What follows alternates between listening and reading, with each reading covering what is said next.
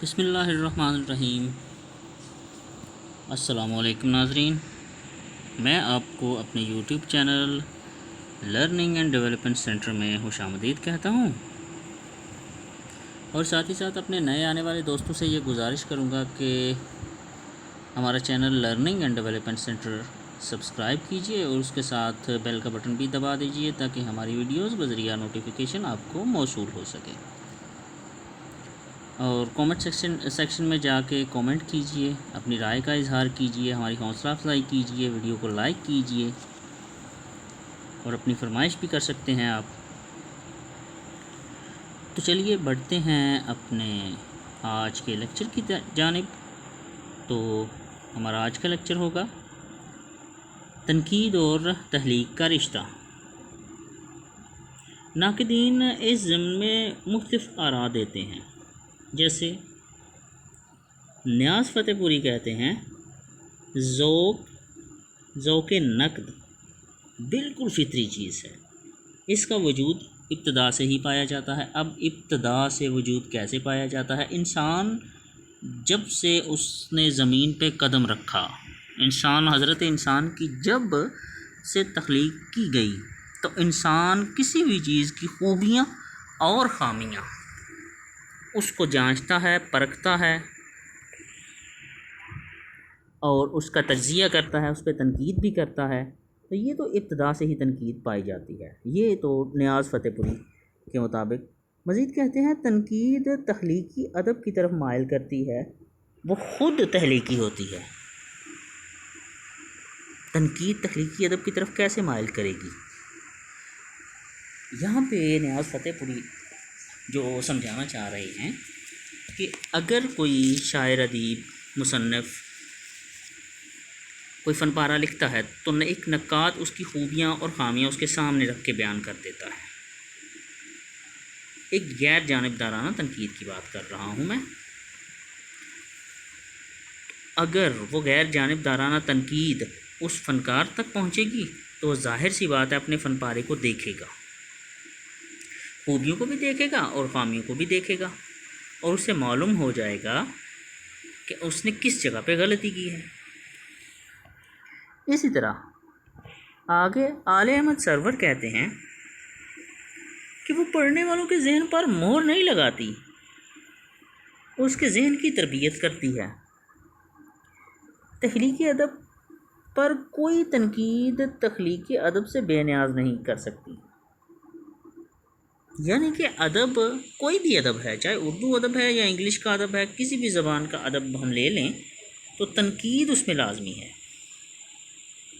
ان دونوں کے درمیان کوئی حد نہیں، جہاں تک ادب جائے گا وہاں تنقید جائے گی۔ تخلیقی ادب میں تنقیدی شعور کی کار فرمائی ہوتی ہے، کیونکہ جہاں پر ایک فنکار ہوگا وہاں پر اس کے فن پارے کو جانچنے پرکھنے والے اور اس کی خوبیوں اور خامیوں کو بیان کرنے والے بھی موجود ہوں گے۔ تو یہ تو جہاں پہ تخلیقی ادب ہوگا وہاں پہ تنقیدی ادب بھی ضرور ہوگا۔ تنقید اس کو واضح کرتی ہے، مگر اس کا تخلیق کے بنیادی خیال تک پہنچنا ضروری ہے۔ یعنی ایک نقاد کو چاہیے کہ جب وہ تنقید کرے تو وہ دیکھے کہ شاعر یا مصنف اس میں کیا کہنے کی کوشش کر رہا ہے۔ یہ تخلیق کے عرف عام میں یعنی کہہ لیجیے کہ یہ جراحی کا کام کرتی ہے، جراحی مطلب سرجری کا کام کرتی ہے۔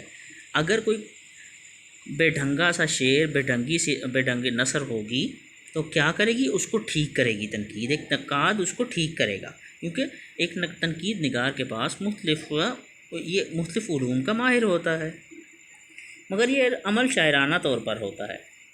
یعنی کہ اگر کوئی ڈاکٹر سرجری کرتا ہے تو وہ تو مریض کی کرے گا نا، لیکن ایک نقاد اگر سرجری کرے گا مطلب کسی فن پارے کو دیکھے گا، اسے پرکھے گا اور اس میں خوبیاں خامیاں نکالے گا، تو یہ شاعرانہ طور پر، ادبی طور پر ہوگا، تو یہ اس کی فضا کے اندر بھی رونما ہوتا رہے گا۔ اب اسی طرح کلیم الدین احمد پر تنقید کے بارے میں کیا کہتے ہیں؟ کریم الدین احمد کہتے ہیں کہ تنقید کوئی کھیل نہیں جسے ہر شخص آسانی سے کھیل لے، یہ ایک فن ہے، یہ ایک صناعی ہے۔ تنقید ایک مشکل ترین فن ہے۔ بالکل، یہ تو ٹھیک ہے، تنقید واقعی مشکل ترین فن ہے۔ کیوں مشکل ترین فن ہے؟ کیونکہ ایک نقاد مختلف علوم کا جو ماہر ہوتا ہے، اس سے مختلف علوم پہ دسترس حاصل ہوتی ہے، اس لیے تنقید کرنا کوئی آسان کام نہیں۔ ہر فن کی طرح اس کے بھی اصول و ضوابط ہیں۔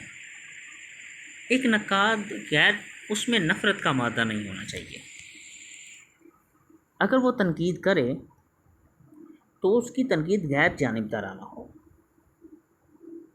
اچھا جی، آگے بڑھتے ہیں۔ ادب اور زندگی میں اس کی مخصوص اور قیمتی جگہ ہے۔ بالکل، یہ تو بات ظاہر ہے۔ ادب اور زندگی میں، کیونکہ ادب نکلا کہاں سے ہے؟ انشاءاللہ اگلے لیکچر میں آپ کو بتاؤں گا ادب بھی زندگی سے ہی نکلا ہے۔ آنے والے لیکچر میں یہ بھی ہوگا کہ ادب کیا ہے۔ اسی طرح احتشام حسین کہتے ہیں، ہر ادیب کے پاس یا تو اعلیٰ یا ادنیٰ تنقید کا کوئی نہ کوئی معیار ضرور ہوتا ہے، اور تخلیقی عمل کے ساتھ جاری رہتا ہے۔ اگر ایسا نہ ہو تو اچھا تخلیقی عمل بھی وجود میں نہ آئے گا۔ کوئی بھی شاعر ہوگا، ادیب ہوگا، وہ تنقید نگار ضرور ہوگا، چاہے کم ہوگا یا زیادہ ہوگا۔ حالی شاعر تھے اور اس کے بعد غالب شاعر تھے، لیکن وہ نقاد بھی تھے۔ مرزا غالب کو خطوط آتے تھے ان کے دوستوں سے، بلکہ ہندوستان کے کونے کونے سے خطوط آتے تھے۔ کچھ لوگ تو ان سے اپنے اشعار کی اصلاح کرنے کے لیے کہتے تھے، اور غالب کرتے بھی تھے۔ تو ایک شاعر، ادیب، ایک نقاد ضرور ہوگا، چاہے کم ہوگا یا زیادہ ہوگا، لیکن نقاد ہوگا۔ اب آگے بڑھتے ہیں تو مزید احتشام حسین کیا کہتے ہیں اس بارے میں کہ اس میں ادب کے لیے اچھی تنقیدی قوت ہوگی۔ یہ تنقیدی قوت کے بغیر ممکن ہی نہیں کہ وہ تنقید کر سکے۔ اس طرح ادبی تغیرات کے ساتھ تنقیدی نقطہ نظر بھی تغیر میں ہوتا رہتا ہے، یعنی کہ وہ بھی بدلتا رہتا ہے۔ جیسے جیسے ادب بدلے گا تو یہ بھی بدلے گا۔ اسی طرح اب آگے عزیز احمد کیا کہیں گے اس بارے میں؟ عزیز احمد کہیں گے، ادب کا تنقید سے وہی تعلق ہے جو ادب کا زندگی سے۔